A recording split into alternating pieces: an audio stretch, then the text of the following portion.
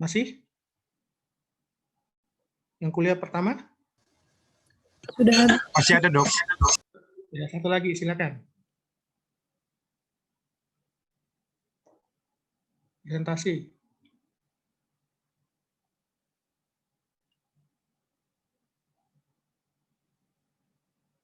Ya, Denson, silakan.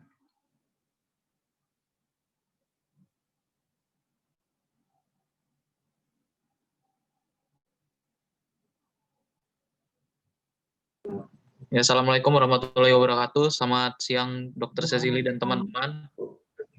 Pada hari ini saya akan sharing terhadap tugas yang diberikan kepada saya, yaitu tentang prinsip molekuler replikasi DNA. Boleh next? Ya, jadi kenapa kita mempelajari dari replikasi DNA? Yang seperti kita tahu, udah kita pelajarin dari semenjak kita SMA dulu, bahwa DNA merupakan hal terpenting dari sel tubuh manusia, yaitu dia itu sebagai materi genetik, di mana sebagai pewarisan-pewarisan sifat, dan juga sebagai mengatur dari kerja dari sel-sel di tubuh kita sendiri. Nah, dari replikasi DNA ini sendiri juga sudah dijelaskan tadi oleh Sofa, teman saya, terletaknya di fase interfase. Boleh next? Ya, jadi sebelum kita masuk ke replikasi, kita harus perlu tahu dulu dari discovery dari struktur DNA. Pertama, bahwa DNA itu ditemukan oleh Frederick Miser. Dia itu menemukan dari asam nukleat pada tahun 1869. Kemudian pada 1920, Phobos Levin menemukan struktur nukleotida DNA dan RNA. Kemudian pada tahun 50, Erwin Chargaff menemukan suatu total purin ini sama dengan total pirimidin yang menjadi untuk penting di penemuan berikutnya, yaitu oleh James D. Watson dan Francis Crick pada tahun 53. Jadi James D. Watson dan Francis Crick ini mengumpulkan dari penemuan-penemuan sebelumnya dan menyimpulkan bahwa DNA di tubuh kita itu berwujudnya double helix DNA atau untaian ganda, di mana saling antiparalel. Boleh next? Ya, next. Ya, jadi model DNA yang ditemukan oleh Watson Crick itu menunjukkan bahwa DNA kita itu adalah untaian ganda, di mana untuk antiparalel, di mana ada 3 dan 5, kemudian untuk dari pasangan berikutnya adalah dari 5 ke 3. 3 dan 5 ini sebagai seperti arah dari untaian ganda itu. Boleh next?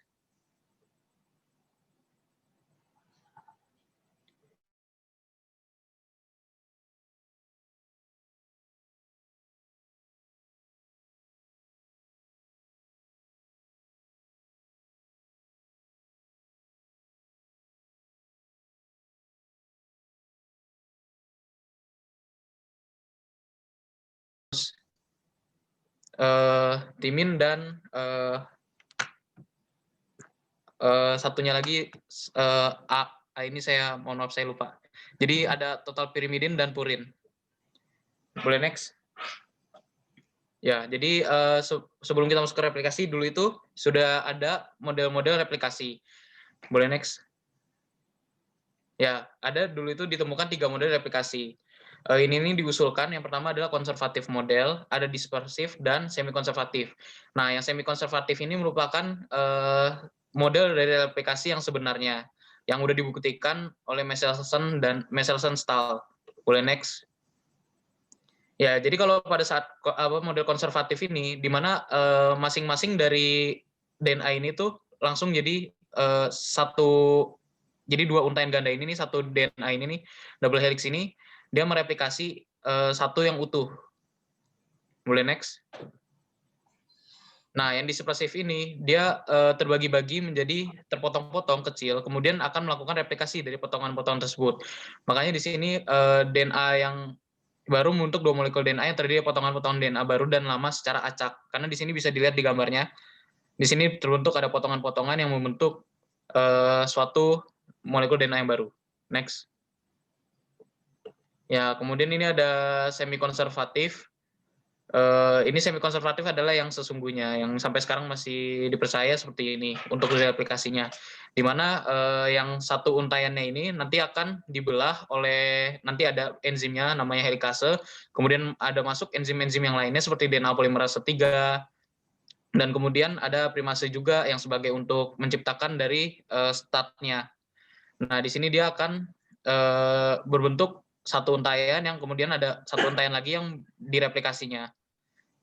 Nah, jadi dari molekul DNA ini dia akan berisi satu untaian yang aslinya, sama satu untaian yang baru. Boleh next? Ya, ini kita lanjut ke proses replikasi. Boleh next? Di sini saya ada video untuk mempermudah kita belajar. Ya, di start tolong.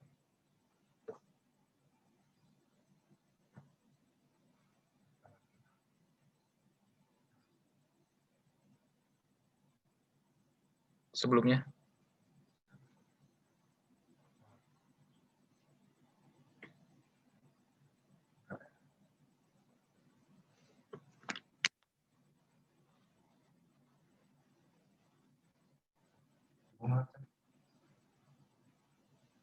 Ya, boleh di next untuk video. Atau mungkin saya saja yang share screen.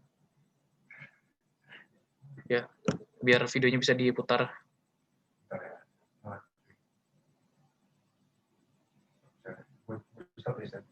Ya, makasih Yusa.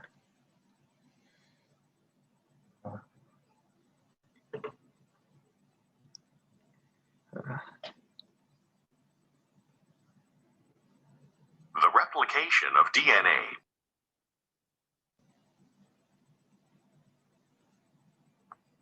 begins at a sequence of nucleotides called the origin of replication. Ya, jadi pertama itu dimulai dari origin replication, di mana ada kodonnya sendiri, ada ATG, adenin, timin, dan guanin. Kemudian nanti ada helikasenya itu membelah dari untaian ganda itu, kemudian ada single strand binding protein yang untuk menahan dari untaian ganda itu supaya tidak terlepas.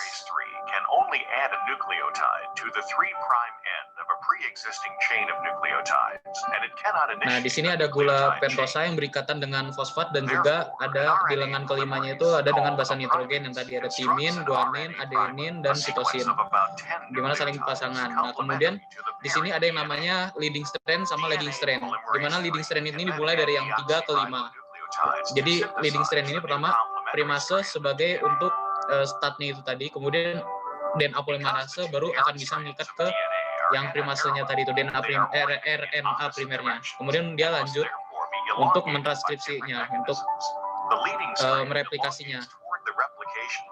Nah, ini yang saya bilang tadi, ini ada leading strand di mana dia akan jalan terus. Sedangkan kalau untuk di lagging strandnya ini, karena DNA polimerase 3 ini harus memulainya dari untaian, akan perlu dari primase dulu. Jadi akhirnya dia membentuk Okazaki fragment, jadi kayak terpotong-potong gitu, makanya dinamakan lagging strand. Nah, karena yang di sini masih RNA primer, maka dibutuhkan DNA polimerase 1 untuk mengganti yang RNA primer tadi sebagai startnya untuk sebagai DNA. Kemudian akan disambungkan oleh nanti yang namanya enzim DNA ligase. Nah, proses replikasi ini berlangsung secara terus-menerus dan juga secara teratur dan cepat. For simplicity, DNA polymerase 3 has been depicted as separate units. One acting Ya, on the mungkin leading strand. sekian aja videonya untuk mempercepat waktu. Kita next berikutnya. Nah, ini yang tadi yang udah saya sebutkan dari kode-kodenya itu. Nah, kodenya itu untuk startnya itu adalah ATG. Nah, dia ini asam aminonya itu metionin. Nah, untuk stopnya sendiri nanti ada timin, adenin, timin, adenin, guanin, sama timin, guanin, adenin sebagai stopnya. Ya, mungkin sekian dari saya. Cukup, terima kasih. Mungkin jika ada pertanyaan, saya kembalikan kepada dokter. Ya, Denson, aspek klinisnya ini bisa kamu ceritakan? Oh, iya dok. Mungkin dari aspek-aspek klinisnya ada suatu penyakit gitu dok yang dari DNA gitu. Misalnya kayak ataksia gitu dok. Di replikasinya. Ya, ini prinsip dari replikasi DNA ini bisa digunakan dalam penanganan terapi pada kanker ya, pada rheumatoid arthritis, kemudian pada psoriasis ya, kemudian pada penyakit Crohn. Nah, jadi yang berhubungan dengan replikasi sel ya, replikasi DNA. Ada obat yang namanya methotrexate. Nah, methotrexate ini adalah obat yang menyebabkan ini gangguan pada replikasi sel, sehingga dia menghambat replikasi sel, terutama pada keganasan ya, pada rheumatoid arthritis seperti itu. Nah, dia merupakan penghambat terbentuknya urin ya, asam suatu nukleotida purin ya. Nah, dia menghambat terbentuknya itu, sehingga untuk membentuk suatu untayan DNA itu kan diperlukan purin dan pirimidin ya, membentukkan nukleotida. Nah, dia akan menghambat di situ ya, sehingga dia akan menghentikan terjadinya replikasi yang berlebihan pada tubuh. Nah, nama obatnya methotrexate ya. Oke, selanjutnya Yusa, silakan. Baik, Assalamualaikum warahmatullahi wabarakatuh. Di sini saya akan menjelaskan tentang struktur dan organisasi kromosom. Jadi, kromosom adalah struktur nukleoprotein yang membawa informasi genetik. Struktur ini terletak di dalam inti sel dan berkumpul membentuk genom. Pada organisme terdapat dua macam kromosom, yaitu kromosom seks atau gonosom, yaitu yang menentukan jenis kelamin, dan kromosom tubuh atau autosom yang tidak menentukan jenis kelamin. Kromosom itu memiliki dua fungsi, yakni untuk memastikan DNA terpisah dalam porsi yang sama pada setiap pembelahan sel, dan untuk menjaga integritas dan ketepatan replikasi genom pada setiap siklus sel. Elemen yang bertanggung jawab terhadap proses ini adalah sentromer, telomer, dan unit replikasi. Lanjut. Jadi di sini saya akan menjelaskan tentang bagian-bagian kromosom. Jadi yang pertama itu ada sentromer. Untuk sentromer itu ada bagian kromosom yang menyempit dan berwarna terang, bisa dilihat di gambar. Lalu juga yang kedua ada namanya kinetokor. Untuk kinetokor yang merupakan tonjolan dekat sentromer yang berfungsi untuk melekat pada benang spindle. Lalu juga yang ketiga ada kromatid.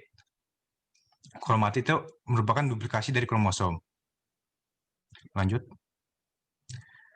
Jadi selanjutnya ada namanya kromonemata. Kromonemata ini merupakan sebuah kayak benang-benang biru yang seperti di gambar, yang berbentuk spiral dalam kromosom. Jadi di dalam kromonema ini ada kromomer. Kromomer ini bisa juga disebut sebagai granula besar. Lalu ada juga kromiol. Kromiol bisa disebut juga dengan granula kecil. Di kromomer itu kan bentuknya seperti benang-benang seperti yang digambar di samping kanan itu. Di dalam kromomer itu terdapat adanya lokus, dan lokus itu merupakan tempat gen. Lalu setelah itu ada juga telomer. Kalau telomer merupakan bagian dari ujung kromosom yang berguna untuk menghalangi bersambungnya kromosom yang satu dengan yang lainnya. Lalu juga ada satelit. Lalu yang terakhir ada lengan kromosom. Untuk lengan kromosom itu dia tersusun atas selaput, matriks, dan kromonemata. Lanjut.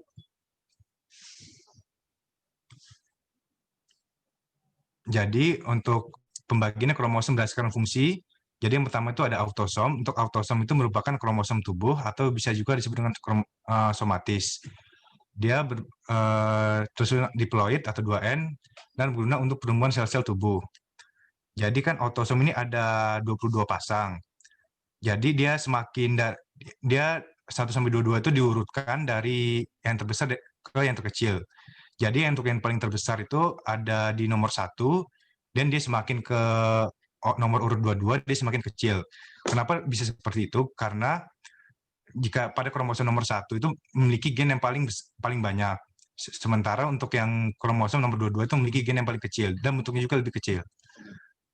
Lalu juga untuk nomor 2 ada gonosom.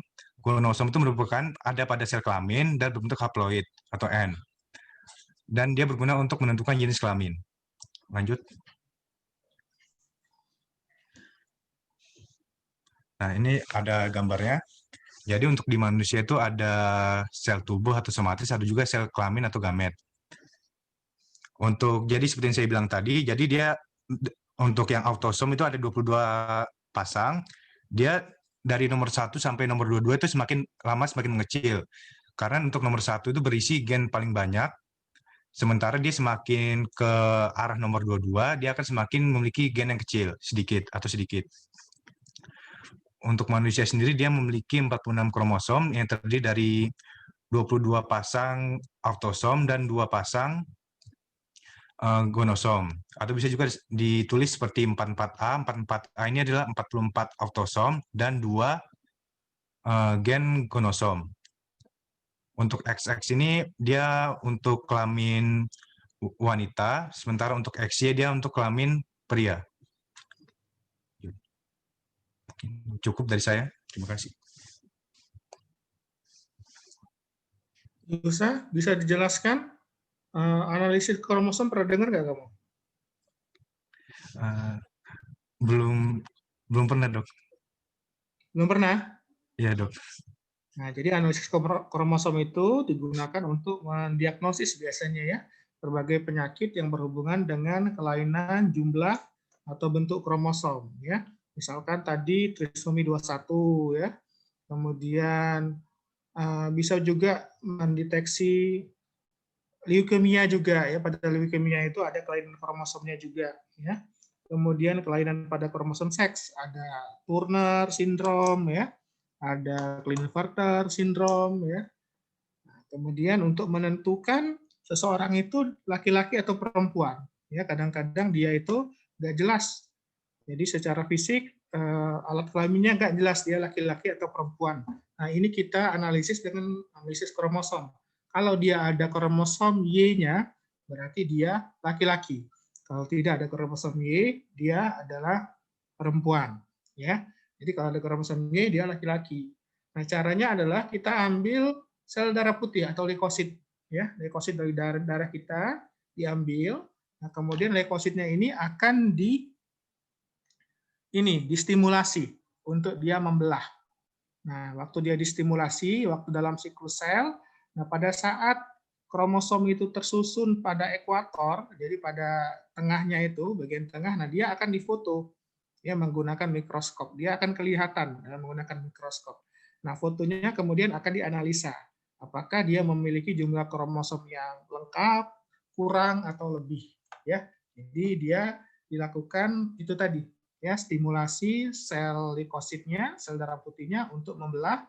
Nah, kemudian pada saat dia membelah ya, pada saat kromosom itu terbentuk, kemudian berada sejajar di ekuatornya, itu difoto, kemudian dianalisa, lakukan analisa. Ya, dihitung kromosomnya. Tadi kan ada petanya kromosom. Ya, kromosom nomor 1 itu bentuknya seperti apa, kromosom nomor 2 bentuknya seperti apa. Nah, itu disusun dan dihitung. Oke, selanjutnya Baby silakan. Baiklah, terima kasih dokter untuk kesempatan dan waktunya. Assalamualaikum warahmatullahi wabarakatuh. Waalaikumsalam warahmatullahi wabarakatuh. Baiklah, di sini saya akan sedikit menjelaskan tentang replikasi kromosom eukariotik dan juga regulasinya. Untuk replikasi sendiri tadi sudah dijelaskan oleh Dansen, dan di sini saya akan menjelaskan tentang replikasi dari DNA eukariot. Jadi pada replikasi DNA eukariot sendiri, dia itu biasanya hanya terjadi pada fase di dalam interfase yang sudah dijelaskan oleh teman saya Sofa tadi. Nah, untuk memasuki fase S sendiri, dia itu diperlukan regulasi oleh sistem protein kompleks, yang mana ini disebut dengan siklin dan juga kinase, yang tergantung dari siklin dependent protein kinase atau CDKS. Nah, yang berturut-turut akan diaktifasi oleh sinyal pertumbuhan dan dia akan mencapai ke permukaan sel tersebut. Dan beberapa CDKS sendiri akan melakukan fosforilasi dan mengaktifkan protein-protein yang diperlukan untuk inisiasi pada masing-masing DNA aslinya. Dan untuk dengan, mohon maaf dok. Iya. Tadi kedengaran. Jadi berhubung dengan kompleksitas struktur kromatin, itu terdapat garpu replikasi. Nah, garpu replikasi ini pada eukariot dia akan bergerak hanya dengan kecepatan 50 Pb per detik.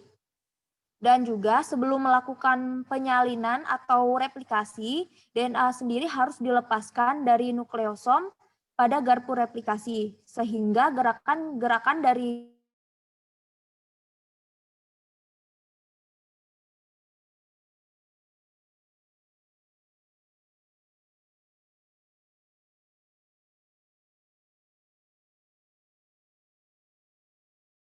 molekul DNA kromosom pada kebanyakan mamalia termasuk manusia. Dan biasanya sederetan sequence tandem yang terdiri atas 20 sampai dengan 50 replikon itu akan mengalami inisiasi secara serempak pada waktu tertentu selama fase S pada interfase. Dan deretan yang mengalami inisiasi paling awal itu adalah eukomatin, dan sedangkan deretan yang agak lambat adalah heterokromatin. Dan DNA sentromir dan juga telomir itu akan bereplikasi paling lambat pada fase replikasi DNA tersebut. Dan pola semacam ini itu akan mencerminkan aksesibilitas struktur kromatin yang kemudian itu akan terbentuk beda-beda terhadap faktor yang akan terjadi pada inisiasi tersebut. Dan seperti halnya pada prokariot atau replikasi DNA prokariot, satu atau beberapa DNA helikase dan SSB yang disebut dengan protein replikasi A atau replication protein A atau biasa disingkat dengan RPA, itu akan diperlukan untuk memisahkan kedua untai dari DNA. Yang selanjutnya, 3 DNA polimerase yang berbeda terlibat dalam satu elongasi. Nah, untai pengarah dan masing-masing fragmen untai tertinggal diinisiasi oleh RNA primer dengan bantuan aktivitas dari trimase yang merupakan bagian integral enzim DNA polimerase, dan di mana akan membutuhkan enzim, dan ini akan meneruskan elongasi replikasi. Tetapi pada saat ini akan segera digantikan oleh DNA polimerase. Dan pada untai pengarah dan DNA polimerase, pada untai tertinggal tersebut, itu baik dari DNA polimerase maupun dari penyuntingan DNA tersebut, kemampuan DNA ini akan menyintesis DNA yang panjang dan disebabkan oleh adanya antigen perbanyakan dari sel nuklear dan proliferating cell nuclear antigen atau PCNA. Nah, fungsi dari PCNA sendiri itu setara dengan subunit holoenzim DNA polimerase 3 pada bakteri E. coli. Nah, selain terjadi penggandaan DNA, kandungan histon di dalam sel juga itu akan mengalami penggandaan selama fase S pada interfase. Dan mesin replikasi sendiri yang terdiri atas enzim dan DNA yang berkaitan dengan garpu replikasi itu akan diimobilisasi di dalam matriks nuklear. Dan mesin-mesin tersebut dapat divisualisasikan menggunakan mikroskop dengan melabeli DNA yang sedang bereplikasi. Kemudian nanti ujung dari kromosom linear itu tidak dapat direplikasi sepenuhnya karena dia tidak ada DNA yang dapat menggantikan RNA primer yang dibuang dari ujung 5 untai tertinggal yang tadi udah dijelaskan juga oleh Dansen, ada 3553 tadi. Nah, dengan demikian informasi genetik dapat hilang dari DNA. Dan untuk hal ini ujung kromosom dari eukariot atau telomir yang mengandung beratus-ratus sequence repetitif sederhana yang tidak berisi informasi genetik tersebut. Dengan demikian menunjuk enzim telomerase yang mengandung molekul RNA pendek, yang mana sebagian sekuensinya komplementer dengan sekuens repetitif tersebut. Nah, RNA ini akan bertindak sebagai cetakan atau template bagi penambahan sekuens repetitif pada ujung 3. Dan hal yang menarik itu adalah bahwa aktivitas telomerase yang lambat laun itu yang mengalami penekanan di dalam sel-sel somatis pada organisme multiseluler itu lambat laun dia akan menyebabkan pemendekan kromosom, dan pada Pemendekan ini akan terjadi pada tiap generasi sel-sel yang terbentuk berikutnya. Lalu ketika pemendekan mencapai DNA yang membawa informasi genetik, sel-sel ini akan menjadi layu dan kemudian mati. Dan fenomena ini dapat diduga sangat penting dalam proses penuaan sel yang mungkin nanti akan dijelaskan di berikutnya. Dan untuk regulasi sendiri, jadi kan replikasi DNA sendiri itu kan merupakan proses yang diatur dengan ketat, yang dikendalikan dalam konteks siklus sel. Jadi secara khusus itu akan kembali lagi ke replikasi sel yang dimana membutuhkan siklin dan kinase yang bergantung dengan siklin yang bertanggung jawab untuk transisi G1 ke fase M. Nah, selama fase G1 dari siklus sel, itu ada tingkat aktivitas CDK yang rendah. Nah, tingkat aktivitas CDK yang rendah ini akan memungkinkan pembentukan kompleks pra-RC yang pra-RC yang baru.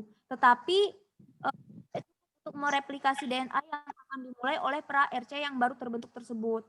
Nah, selama fase-fase yang tersisa dari siklus sel, itu ada peningkatan aktivitas CDK. Jadi aktivitas CDK ini tingkatnya itu sangat tinggi dan dia akan bertanggung jawab untuk memulai replikasi DNA serta menghambat pembentukan kompleks pra-RC yang baru. Dan setelah replikasi DNA tersebut dimulai, kemudian akan memecah kompleks pra-RC sehingga fakta bahwa kadar CDK ini tetap tinggi selama fase S dan fase G maupun fase M dari siklus sel itu tidak dapat pra-RC baru yang dapat dibentuk. Nah, ini semua membantu memastikan bahwa tidak ada inisiasi yang dapat terjadi sampai pembelahan sel. Mungkin itu aja, Dokter. Terima kasih. Terima kasih. Coba setelah dijelaskan tadi, bedanya dengan prokariot apa?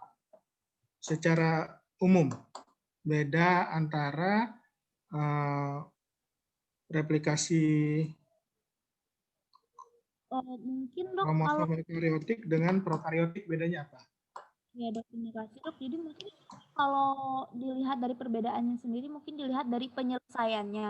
Nah, jadi kalau untuk penyelesaian dari replikasi DNA eukariotik sendiri, dia itu lebih kompleks dan melibatkan banyak asal replikasi dan juga protein replikasi yang akan diselesaikannya. Yang eukariot, gitu ya? Ya Dok. Ya. Jadi secara garis besar ada dua ya. Yang pertama kompleksitasnya ya, memang untuk eukariot itu karena gennya itu banyak sekali ya, kromosomnya juga banyak ya. Kemudian asam nukleatnya juga lebih panjang sehingga dia lebih kompleks dan banyak yang mengatur. Kemudian dari segi waktunya ya, waktunya pada prokariotik itu dia bisa berlangsung dengan sangat cepat replikasinya. Jadi replikasi kromosom ini sangat cepat karena dia tidak terlalu kompleks, dia simple. Nah, tetapi pada yang eukariotik ini akan berlangsung lama dan sangat teliti. Nah, itu ya bedanya. Jadi kompleksitasnya yang pertama, yang kedua waktunya. Yang eukariotik dia lebih kompleks dan lebih lama prosesnya, sedangkan yang prokariotik dia lebih simple dan dia lebih cepat. Ya, itu ya. Oke, terima kasih Baby. Selanjutnya Tasya. Ya, baik dokter. Atas kesempatannya, hari ini saya akan mencoba mempresentasikan tentang DNA repair dan hubungannya dengan mutagenesis dan karsinogenesis. Next, ya. DNA repair itu sebenarnya yang dimaksud dengan DNA repair adalah mekanisme seluler dalam perbaikan DNA yang rusak karena bisa terjadi karena radiasi UV, ion, atau kimia dan kesalahan replikasi. Nah, tujuannya DNA repair ini untuk meminimalkan proses instabilitas genetik, contohnya seperti mutasi, kesalahan replikasi, dan kerusakan DNA. Nah, kalau misalnya mutasinya terjadi pada saat sel masih menjadi gamet atau selnya itu bereproduksi, mutasi itu akan terjadi pada generasinya. Tapi kalau misalnya mutasinya terjadi pada sel yang tidak sedang bereproduksi, maka akan mengganggu transkripsi dan replikasi, sehingga nanti ujungnya akan menyebabkan kanker dan aging atau penuaan. Next. Nah, ini adalah mekanisme repair DNA. Ada dua. Yang pertama itu ada single step dan multi step. Single step ini terdiri dari foto reaktivasi, dan yang multi step ini ada tiga. Ada base excision repair, nucleotide excision repair, dan mismatch repair. Nah, kalau single step ini, DNA ini akan digantikan secara langsung. DNA yang rusak itu akan digantikan oleh suatu enzim namanya enzim fotoliase. Nah, itu enzim yang membantu untuk merepair DNA tersebut. Dan enzim ini tuh bergantung dengan cahaya. Makanya kenapa disebut dengan fotoreaktivasi. Terus enzim ini nanti akan memutus ikatan hidrogen pirimidin dimer. Pirimidin dimer itu adalah ikatan yang terbentuk karena DNA-nya itu terikat dengan mutagen. Next.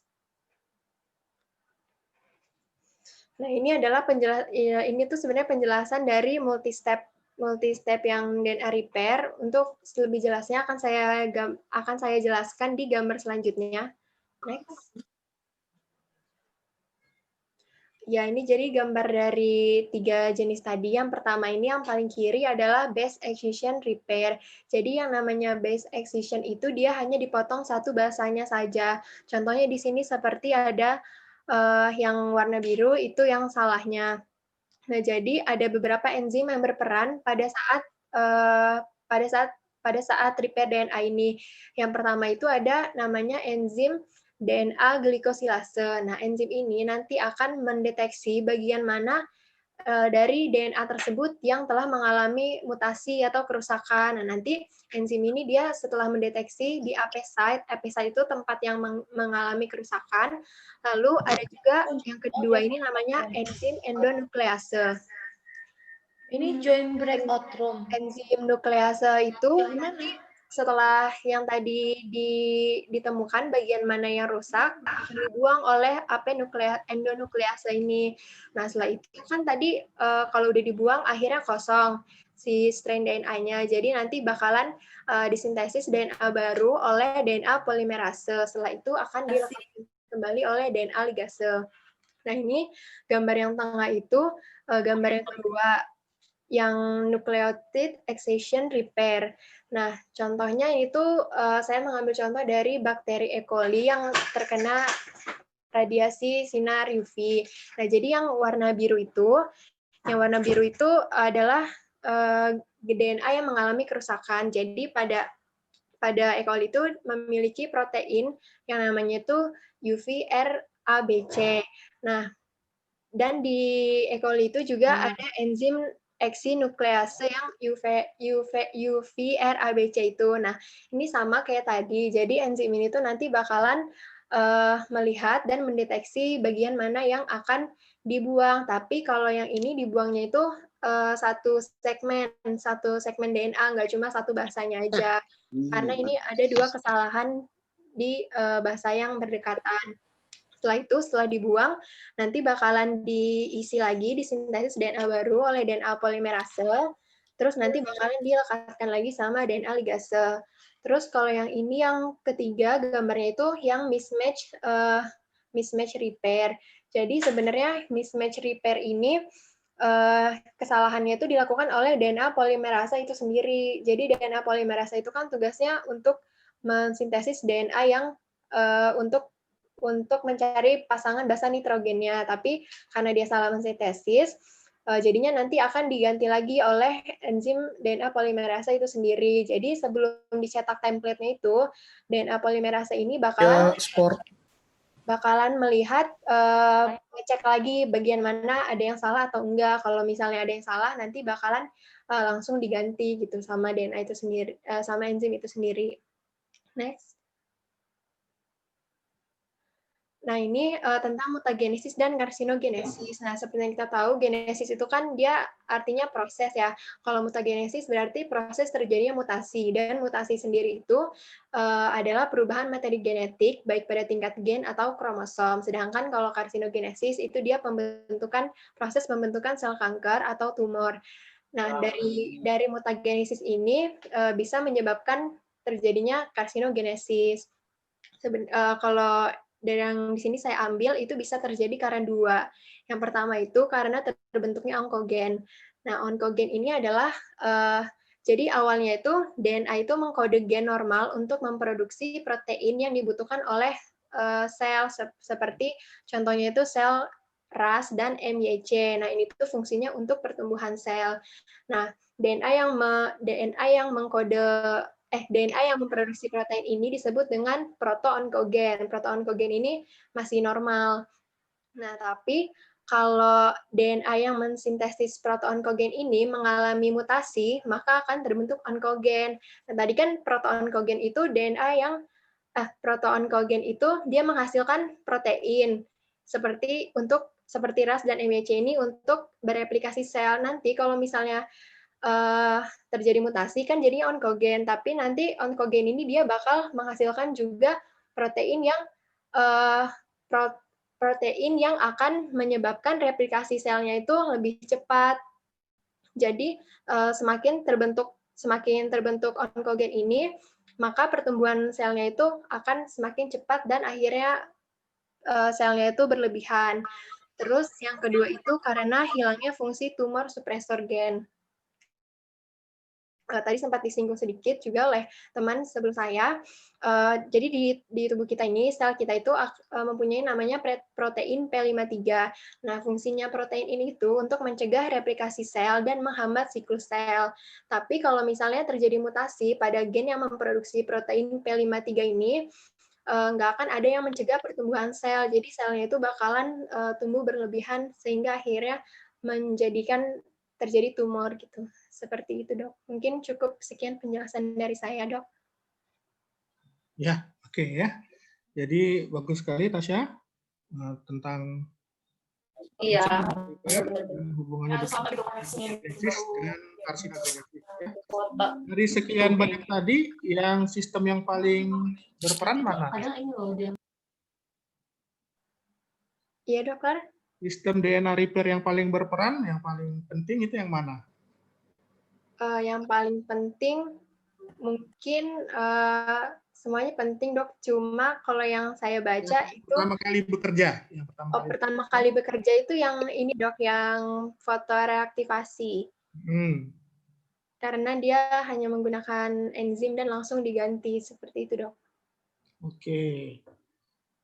Penyebab mutasi apa saja?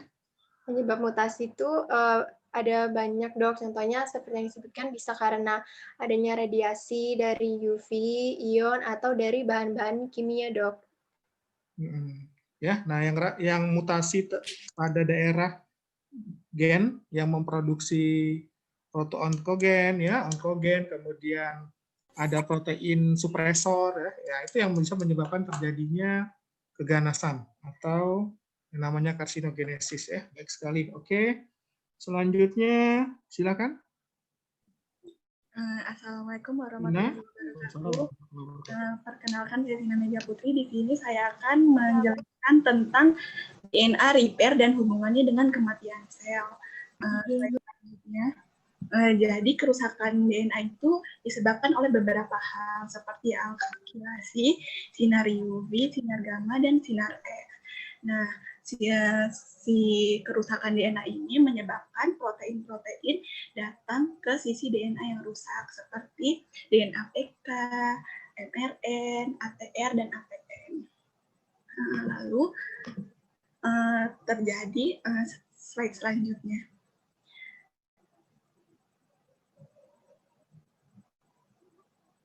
Slide selanjutnya. Nah, kerusakan DNA itu dapat menyebabkan perbaikan DNA atau perbaikan DNA itu merupakan mekanisme seluler untuk memperbaiki bagian DNA yang rusak.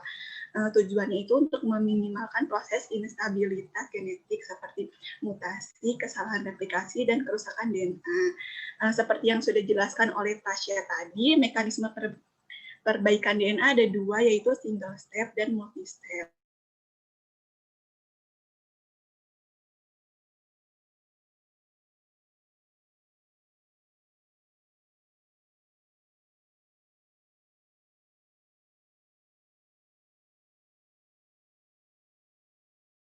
kerusakan DNA ini bisa juga dapat menyebabkan terjadinya adanya protein P53. Nah, P53 ini akan merupakan protein supresor tumor yang akan mencegah siklus sel atau induce apoptosis dan senescence pada sel DNA yang rusak. Slide selanjutnya. Di sini jika terjadi minor DNA damage atau kerusakan DNA yang kecil itu, tadi kan ada protein-protein seperti MNR, ATR, dan ATM. Nah, terus ada aktivasi P53. Kalau misalnya kerusakannya itu sedikit, aktivasi P53-nya itu sedikit. Nah, P53 itu akan meningkatkan regulasi dari P21. Nah, di sini kalau misalnya sel normalnya itu terdapat jadi P21 itu akan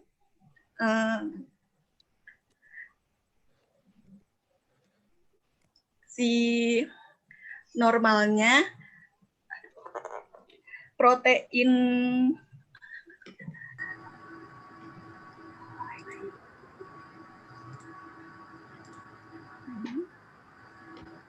Yuk, kenapa?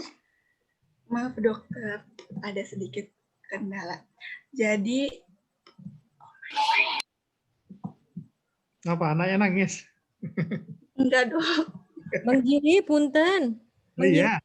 Bang, aku tuh dapat link untuk kontrak blok. Linknya yang ini juga, Bang. Oh, nanti di break room. Kami di room gede ini. Tadi. Cara gimana caranya, Bang, ke break room? Aja dok. Nanti break room ini nanti Mbak Musnya yang break room. Baik.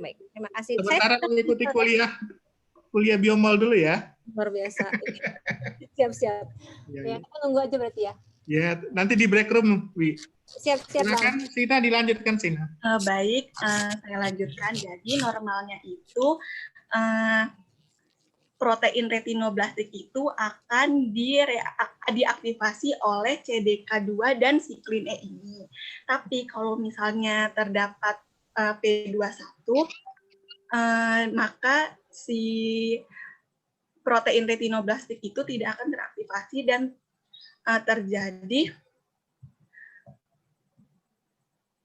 tidak akan teraktivasi dan terjadi halt cycle cell, yaitu pemberhentian siklus sel. Selanjutnya,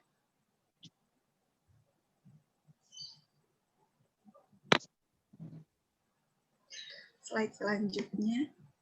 Kemudian kalau misalnya terjadi kerusakan DNA yang signifikan, dia mungkin bisa jadi irreparable, yaitu aktivasi P53 yang tinggi, menyebabkan aktivasi P21 yang tinggi juga, sehingga menyebabkan sel apoptosis. Mungkin itu saja, sekian presentasi dari saya, terima kasih. Oke, ya terima kasih Sina ya. Jadi setelah dari pemaparan Sina ini kita mengenal ya protein yang sangat penting, yaitu protein P53. Coba Sina jelasin tentang protein P53.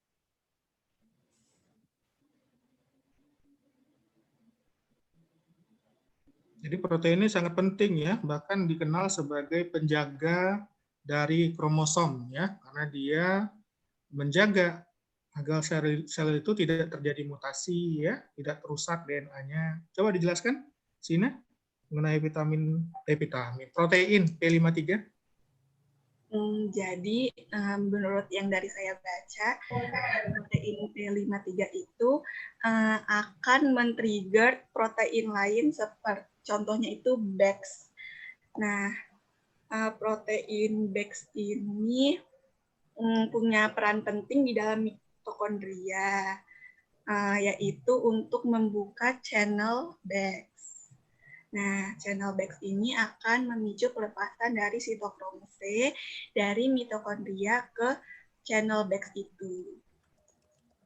Ya, jadi dia mengontrol ya fungsi dari apoptosis dengan protein BAX ya. Selain itu juga dia meregulasi untuk replikasi DNA, proliferasi sel ya. Nah, jadi karena dia sangat penting, maka konsentrasi protein P53 ini dalam sitoplasma dia sangat sedikit. Dan dia hanya teraktivasi protein ini pada saat kita stres. Ya. Nah, kemudian itulah hubungan stres dengan kanker mungkin ya, dengan ini ya.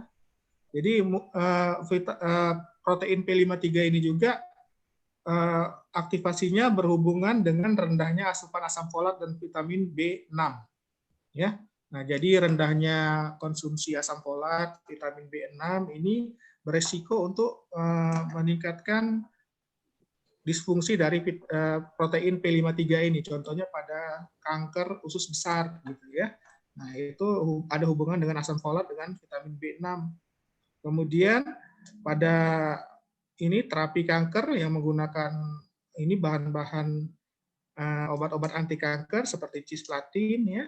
Nah, ini juga akan menekan protein P53 ya. Biasanya dia akan ditekan ya, seperti itu. Habis materinya? Sudah habis, dokter. Habis. Mungkin ada pertanyaan dari teman-teman yang belum jelas. Jadi 2 kuliah ya, banyak sekali hari ini materinya. Coba Rafif menyimak?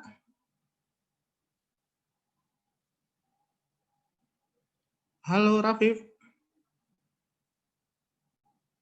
Rafif menyimak?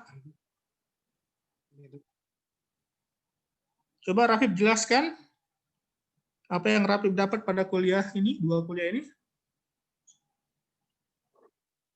Agak-agak, mohon maaf tadi agak kurang ini suaranya. Ya, silakan Bib. Apa yang Rafif dapat dalam kuliah ini? Jadi kalau yang saya dapat itu tentang replikasi DNA, dok. Jelasin coba. Ya kalau dia bawa untuk benar.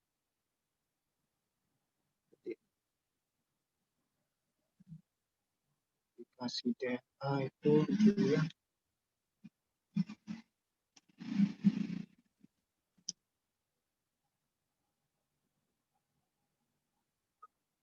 dia ada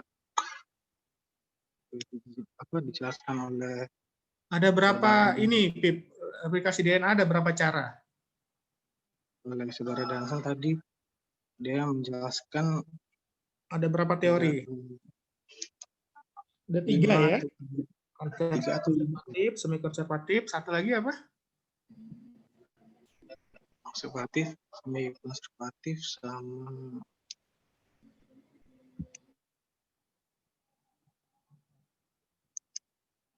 ada konservatif, dispersif sama semi konservatif, dok. Ya. Bedanya replikasi sama ini, sama transkripsi? Maaf, dok. Bedanya replikasi sama transkripsi apa? Bedanya replikasi sama transkripsi, kalau replikasi dia itu menghasilkan rantaian DNA yang sama. Kalau transkripsi dia mengubahnya ke menghasilkan rantaian DNA yang baru. Bukan DNA, kalau transkripsi menghasilkan RNA. RNA, dok. RNA ya. Kemudian dari kejadiannya, waktunya, replikasi dengan transkripsi. Beda nggak waktunya? Replikasi dengan transkripsi bedanya apa? Waktu. Replikasi sama transkripsi bedanya kalau waktunya itu. Kalau replikasi terjadi pada fase? Kalau dia, setahu saya dia transkripsi dulu baru ya, fase F. Ada sintesis. Nah, kalau transkripsi terjadi setiap saat, kapan dibutuhkan dibentuk protein, bisa setiap saat. Tapi kalau replikasi hanya terjadi pada fase sintesis, ya. Itu ya bedanya replikasi DNA dengan transkripsi. Ya, jadi beda yang dihasilkan sama beda waktunya. Kalau enzimnya beda nggak? Kalau enzimnya,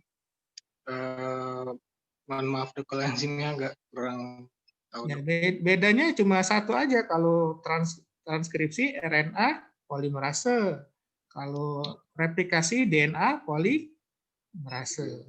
Itu bedanya. Jadi beda enzimnya, beda waktunya, beda hasilnya.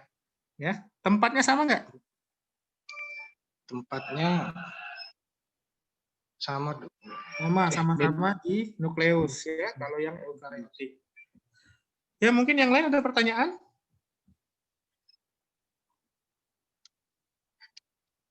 Kemas coba apa yang didapat tadi? Mas Yahya? Baik, baik. Tadi yang didapat dari pertama presentasi tentang ini dok, tentang nukleus. Jadi nukleus itu kan merupakan organ yang ada dalam sel ya dok ya, sel.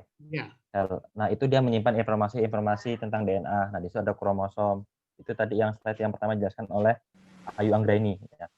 Terus selanjutnya tuh, kalau yang slide kedua tuh oleh Dwiki Wijaya itu tentang replikasi DNA, tentang sintesis protein dok. Jadi yang tadi sudah sempat Rafif singgung tentang transkripsi. Kan kalau secara umumnya dok ya, maaf dok saya tadi agak sedikit bingung sih dok kok secara detailnya. Cuman kalau umumnya itu dia tuh dari transkripsi. Jadi istilahnya kayak DNA-nya itu dari DNA itu dibentuk mRNA, messenger RNA. Ya, terus nanti ke ribosom, nanti dia masuki proses translasi. Jadi kan mRNA itu kayak membawa coding, suatu coding gitu dok. Ya. Membawa suatu coding, codingnya kayak ATG ya, saya agak lupa ATG nggak salah, adenin, timin, guanin ya. Nah, nanti di ribosom itu dia kayak ada EPA, jadi dia kayak dibuat kayak kereta api gitu dok. Jadi nanti masuk ke E, ke P, ke A. Itu diterjemahkan istilahnya, diterjemahkan, setelah diterjemahkan nanti udah jadi dok proteinnya gitu dok. Udah jadi proteinnya. Udah jadi itu? Gitu. Dari ribosom langsung jadi proteinnya? Terus kalau yang selanjutnya ada translasi. Ada modifikasi dulu? Belum sih dok, jadi kayak protein kecil-kecil nanti apa disebutnya? Asam amino ya dok ya? Baru nanti kalau jadi gabungan asam jadi protein nggak salah. Peptida namanya. Ya, asam amino itu yang dihubungkan. Itu asam amino itu yang dibawa oleh RNA ini transfer. Nah, jadi RNA transfer itu nanti akan digabung-gabungkan oleh ribosom dari asam amino ya. Kemudian dia akan membentuk untaian panjang namanya struktur primer. Nah, kemudian setelah dari struktur primer dia akan saling berinteraksi asam aminonya itu. Ya, membuat struktur sekunder. Nah, sudah struktur sekunder dia akan membentuk struktur 3 dimensi yang disebut dengan struktur tersier. Ya. Nah, itu jadi satu protein yang lengkap. Nah, kadang-kadang protein yang lengkap ini dia masih memerlukan protein lain. Misalkan hemoglobin ya. Hemoglobin itu ada protein rantai alfa, ada rantai beta.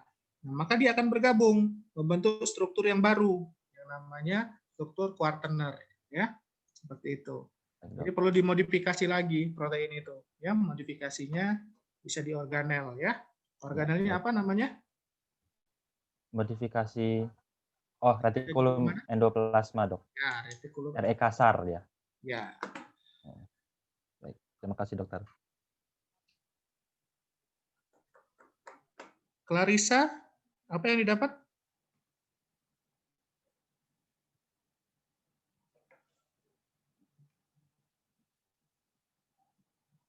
Clarissa ambil biomal bukan?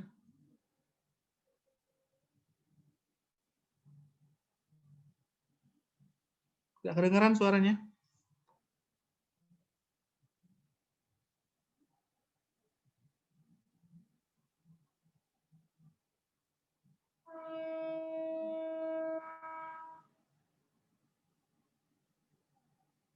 Coba Ninike.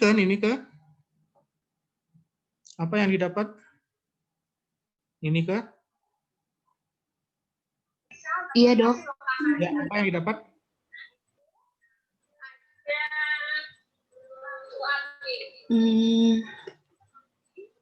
Apa?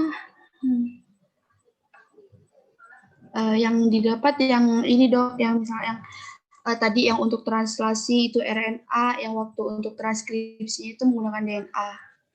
Dan untuk translasi itu terjadi pada fase sintesis saja. Kalau untuk yang transkripsi itu terjadinya pada setiap saat. Apalagi?